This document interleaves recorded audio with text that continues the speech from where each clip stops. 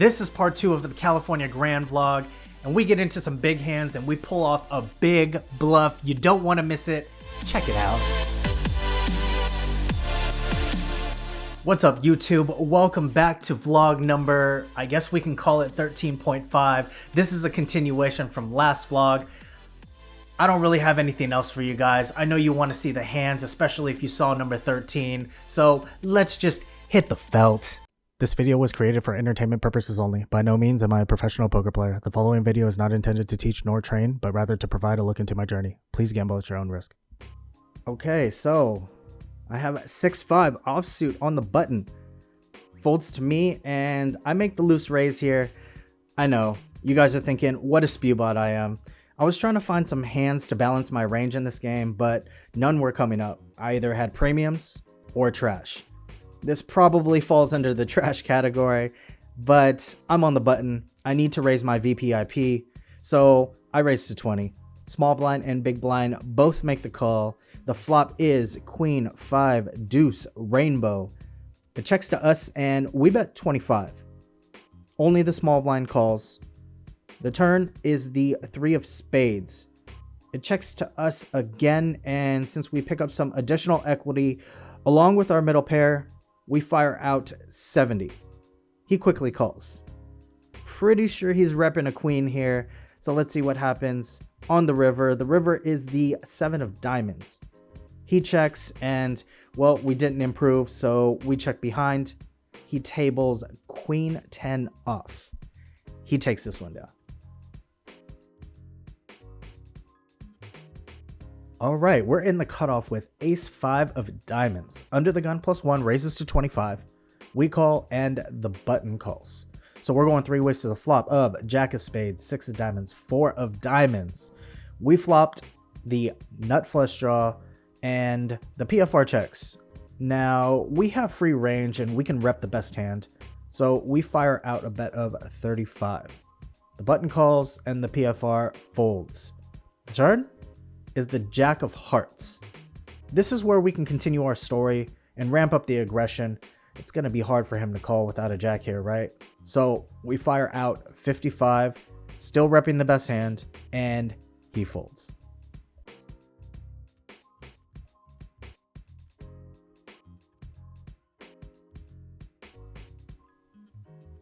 Now I look down at ace jack off in the small blind. The button limps, and I raise to 20. I'm just trying to play heads up with the button, but the big blind does not allow it. The big blind calls, and the button comes along as well. So we are going 3 ways to the flop, which brings the queen, 10, 7, 2 diamonds board. I have 1 over and a gut shot, but I'm out of position to 2 players, so I gotta go with the check on this one. Luckily, it gets checked through. The turn is the 9 of spades. This is a great card. I picked up a double gut shot straight draw. Both players showed weakness on the flop, so this is a perfect spot to fire out a bet. I keep it on the smaller side with about a half pot bet of 30. It gets through as both opponents fold. It always feels good to take down a pot without a showdown, especially when you just have ace high. A little bit later, we look down at king queen off in the hijack. There's 1 limper, and I raise to 25. Only the big blind calls. So we're going heads up to a flop, and the flop is king 10-6 with 2 spades. He checks, and with top pair and second best kicker, I need to protect my hand here. So I fire out the same bet on the previous street, 25. He thinks for a bit and raises me to 75. This guy has been very active and has a propensity to inflate pots while semi-bluffing. So with this knowledge, I feel that there is a good chance that I'm still ahead, so I make the call. The turn brings the 8 of diamonds, and now he leads for 25. Now he's just trying to get a cheap turn, right? Or maybe bait me into raising so he can jam his stack in, which is about 700. Either way, I'm going to be taking the aggressive route here. I want to take the lead, so I make it 175 to go. I want to charge him for whatever draw he has after his blocker bet, and he quickly lets his cards go. As he shakes his head, I take this one down, no contest.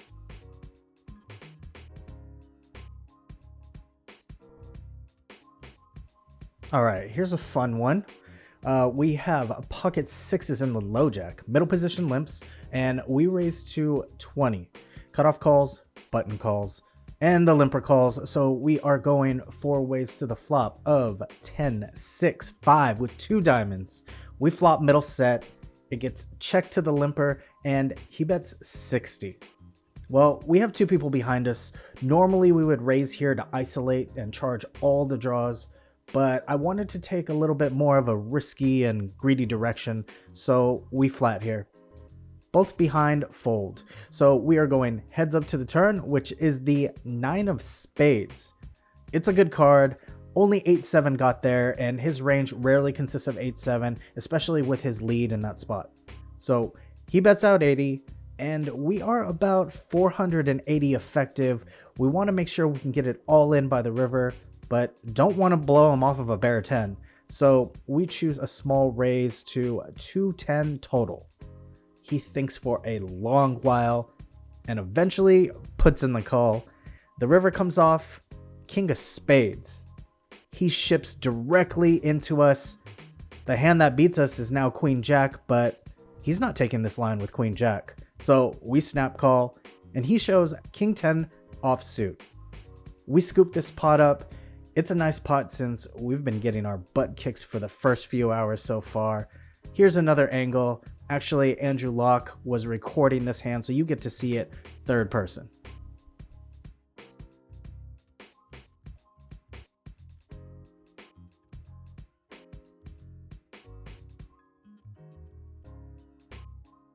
Next hand, it's a straddled pot, and I'm on the button with ace 10 off. There are 3 limps, and I raise to 65. Seems like a good spot here. Doesn't feel like anybody has any big hands since this table has been pretty active with premium holdings. I guess I might be wrong since the small blind, big blind, and under the gun +1 all call. And then under the gun +2 does the unthinkable. He rips it all in for 345 total. It folds to us, and now we're probably beat here. He's got to have some sort of middling pair with this play. It could be a race. There are 3 dead bets of 65 out there if we, choose to try and take it down pre-flop. We can put in the 4-bet here and race. Let's see, we're probably getting a little bit better than 3-1 on my money, so I'm in raise to 690. The small blind now goes all in for 260 total. This is not good. Everybody else folds. The board runs out. Queen, queen, 9, 8, 4. I'm sitting here with just ace high. +2 shows ace king off. I fold. And the small blind shows up with pocket kings. Didn't expect that. I definitely got owned in this one. All right, another straddled pot. We have queen jack on the button under the gun limps, and we raise to 30. Small blind calls, and the straddler and the limper call as well. So we are going 4 ways to the flop, which is 8, 6, deuce with 2 clubs. Small blind leads out for 30. This is kind of weird. The straddler calls, and we have 2 overs with some backdoor equity, so we make the call as well. We're going 3 raise to a turn, which is the ace of diamonds. Small blind leads again for 30. The straddler also calls again. This is where we can rep the ace. I mean, this smashes our range, right? So we make it 180 to go. Also, it seems a little weak for him to lead for 30 again, so that's why I raise. Small blind instamucks, and the straddler thinks for a long while. Ends up making the call though. His range here is possibly a weak to middle ace and flush or straight draws possibly. The river is the 6 of clubs. So pairs the board and brings in the front door flush, but he doesn't look very happy. He pauses before checking, and we are about 500 effective. It's going to be hard for him to call with a weak ace, and he could be missing a straight draw. We also don't want him to win this hand with like king high with backdoor diamonds missed. So we just jam it all in. He sighs and he mucks it. Whew. Lucky we got that one through.